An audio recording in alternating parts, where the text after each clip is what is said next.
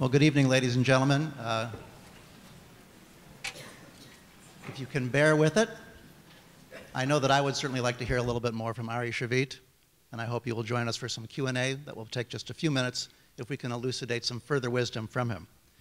Friends, my name is Perry Newman. I am the Senior Director of Israel Advocacy at CJP, and I have the pleasure of working with outstanding colleagues and committed community leadership to enhance understanding of Israel and Israel's challenges.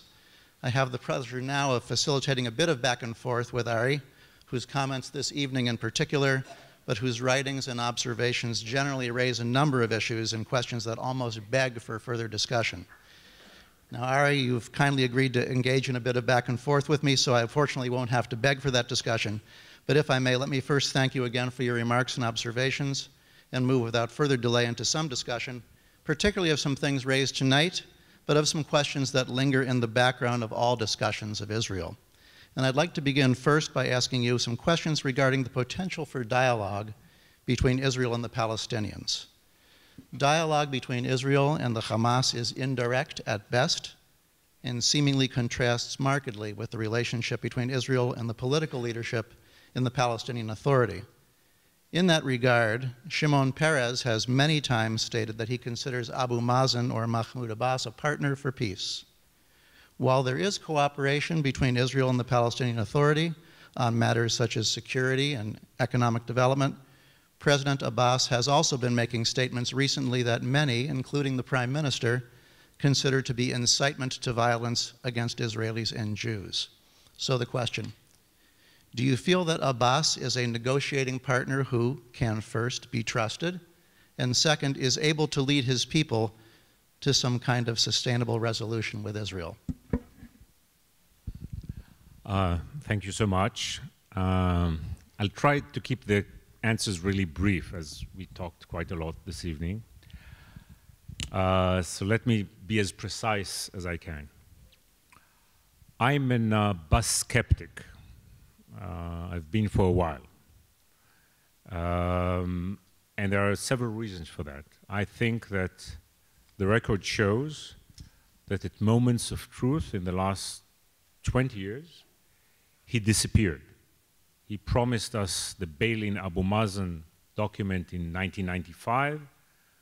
When he had the opportunity to sign it, he never signed it. In 2000, in the Camp David Peace Summit, he was very destructive. And then the main thing was that when Ehud Olmert went into this deep, long negotiations with him, again, the moment of truth came and Abbas disappeared. Now, too, as much as the behavior of the Israeli government was not very impressive, at the end of the day, the person who really ended the negotiations was Mr. Abbas when he turned to the UN and turned to Hamas. And I can tell you that the American team at the time were much more furious at him than at Benjamin Netanyahu. By the time they got back to Washington, it sounded a bit different, but in real time, they were really furious. So I think there is a problem there. And yet, in order not to waste time on this theological, hypothetical issue, had I been in power in Israel, I would have done something very simple. I would have taken the Clinton parameters, I would have given them to Israel's ultimate peacenik, Yossi Beilin, and I would have told him, dear Yossi, you have 6 months to bring this signed.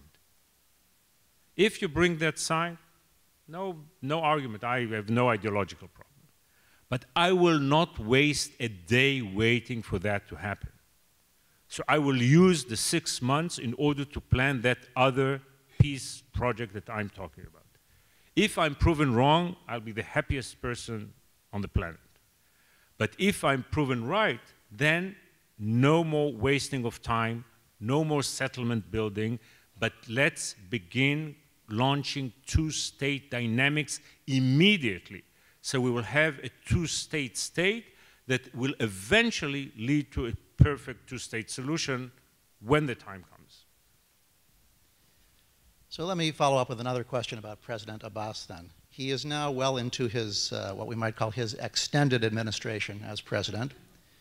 we hear very little about any kind of recognizable political process in the areas under Palestinian control. Are there persons within Fatah or other so-called moderate factions that are being groomed to be his successor? What does the next generation of Palestinian leadership look like after Abbas? And in the absence of Abbas, what does Israel have to look forward to? Well, I'd like to hope that there is promise in some of the younger Palestinian leaders. Some people believe in Mr. Barghouti. I'd like to believe in that. I'm not sure it's realistic. I can tell you my wife is a great believer in him, and we have some discussions about that at home. But again, I'm willing to give it a chance, perhaps. The real hope lies elsewhere. There is one Palestinian who is, in my mind, the real hero of the decade. And in my mind, he's the hero of Palestinian history. And that's Salam Fayyad.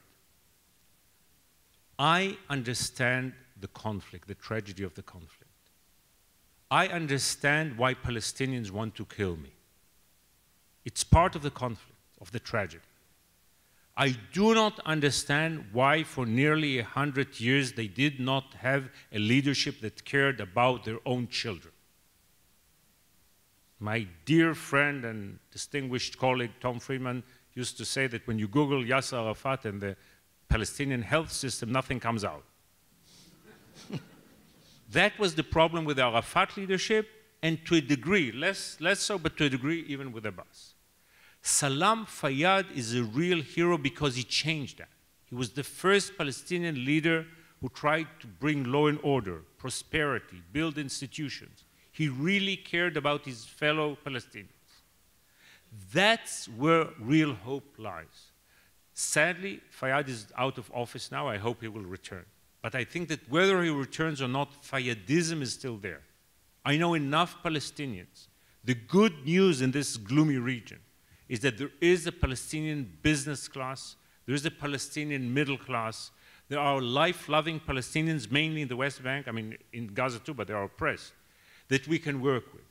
So rather than wait for this political Godot that never arrives, let's work with the real constructive forces in Palestine in a constructive, sensible way that I outlined. I'm sure that this is where real hope lies, and this is how we will bring about a peace again that is not what we dreamt about in the 1990s. In the 1990s, and some to this day, the hope, I don't know if you remember that, we assumed we'll sign a deal with the Palestinians, and what we will have in the Middle East is a European Union. But rather than have 21st century Europe in the Middle East, we have like 11th century Europe in the Middle East right now.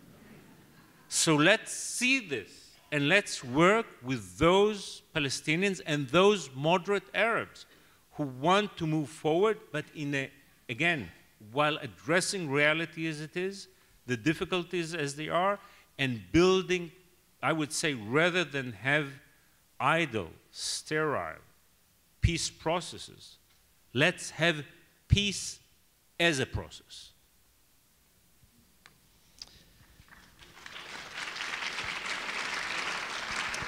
So let's now consider the complicated relationship between diaspora Jews, and specifically Jews here in America, and Israel, and particularly the Israeli government.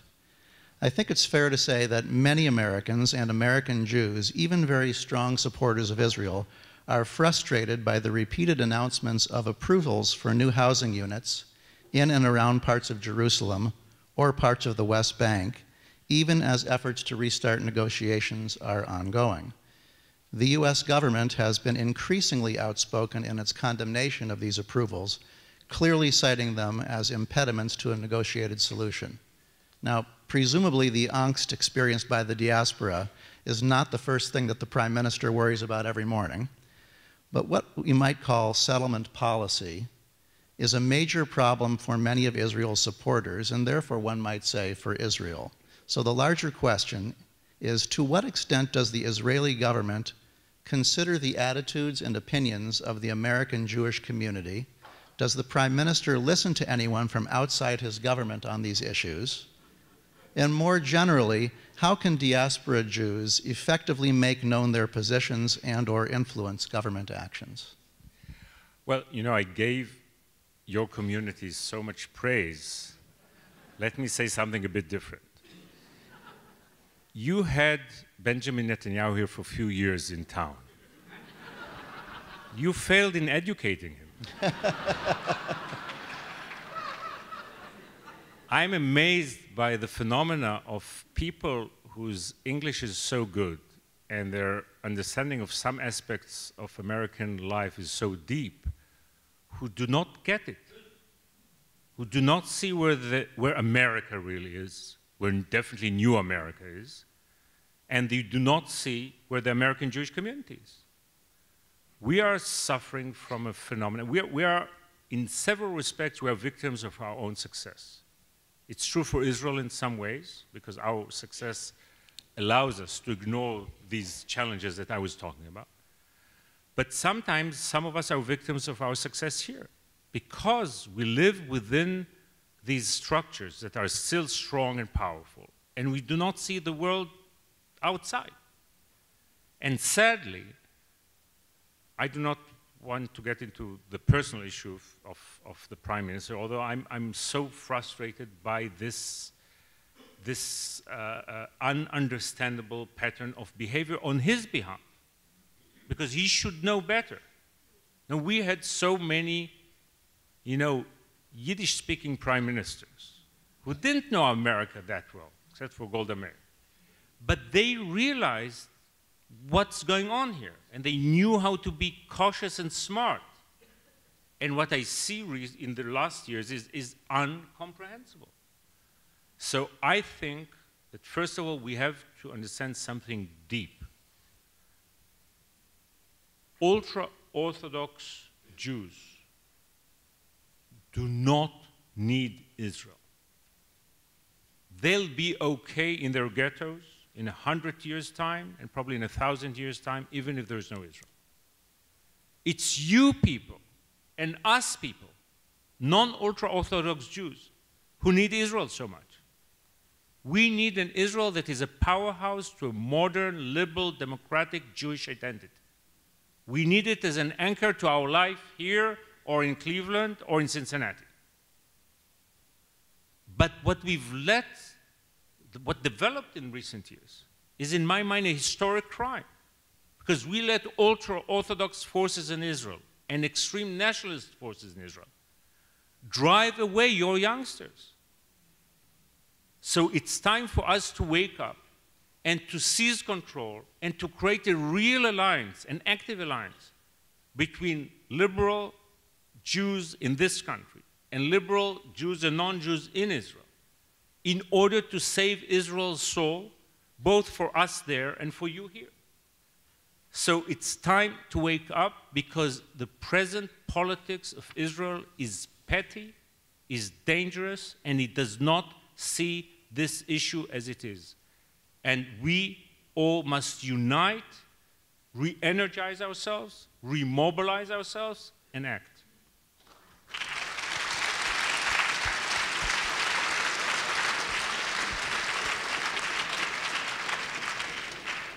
So, Ari, my last question concerns the state of political dialogue and dissent within Israel.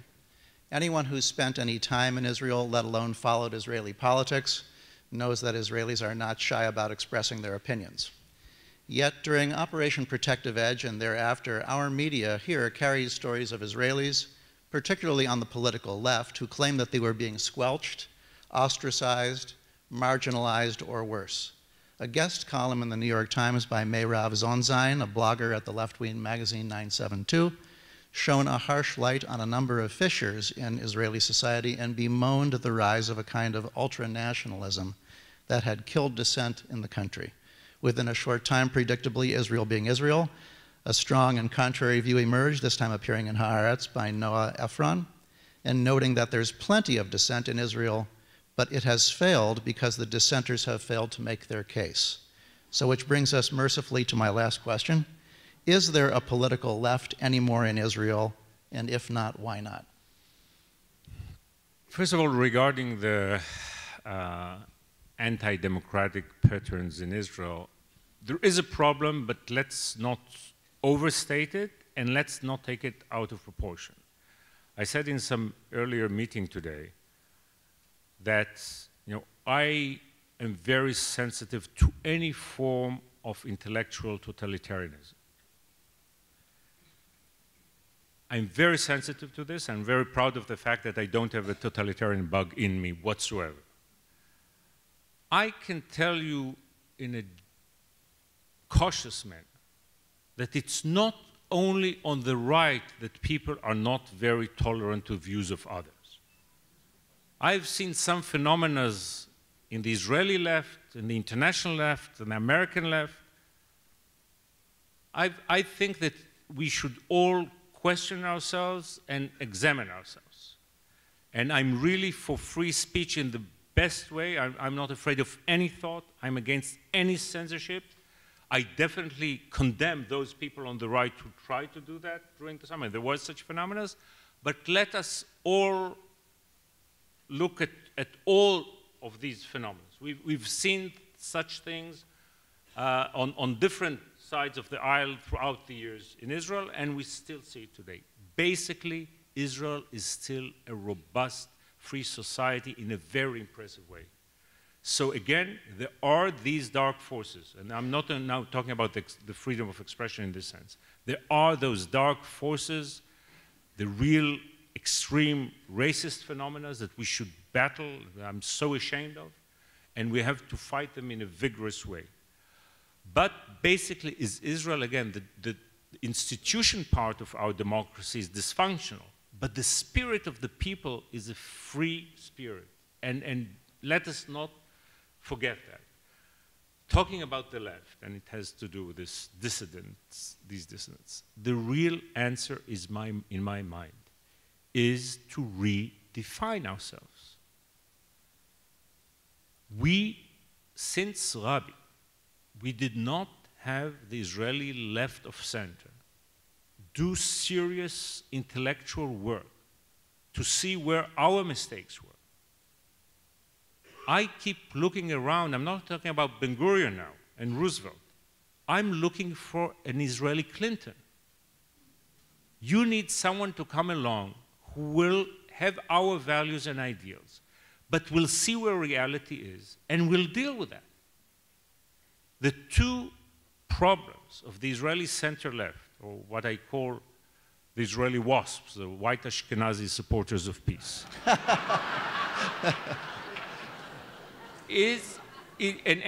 and sadly the term is more serious than just a joke, because there is an element that on the one element, these are the peace-loving progressive people, and on the other hand, there is a kind of we are the Mayflower attitude. And I think that we basically made two mistakes. One is that we were intellectually lazy. As I said, we kept running into the wall, and we said there's no wall there. So it's time for us to redefine our agenda, our ideology in a serious way, something I tried to do here. But the other aspect is that we have to go out and reach out to the different minorities and different segments of population in Israel. One of the reasons peace failed in Israel politically is that it was perceived as rich man's peace. And this is, in my mind, what we need is, again, the new concept, but the new attitude of Ahavat Israel. First of all, we have, again, to learn to appreciate what Israel has. As long as we'll be just critical and cynical, we cannot generate love and worth and support. And we cannot open the hearts of people. Too many people in Israel feel that these leftists out there, they have a heart for the Palestinians, but they don't have a heart for us.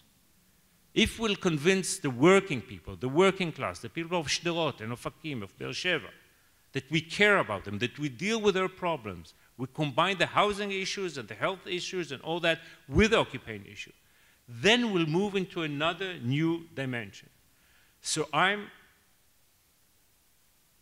sure I mean, some of my friends say I'm kind of narodnik. I believe in the people. The failure is the failure of the Israeli elites. It's the failure of the Israeli political class. You have elections day today. Many of my American friends who live in as privileged neighborhoods as Newton go out and help with registering people to vote in Pennsylvania and Florida and all kinds of places. They do some political work between one election and another. Many of my friends in Israel are so dormant between one election and campaign and another. Then 3 months before the election, we suddenly say, "Oi, Gewalt, Netanyahu is going to be elected." And we look for the best-looking guy around, or girl, to be the anti-Bibi of the day. That's not serious politics. If we will do the intellectual work, we will bring relevant ideas, we'll reach out to our people, we will prove to our people that we care and we love them, I'm sure there's no doubt in my mind that will bring about a new kind of Israel that is a benign and just Israel that both you and us will be able to be proud of. Thank you very much. Ladies and gentlemen, please join me in thanking Ari Shavit.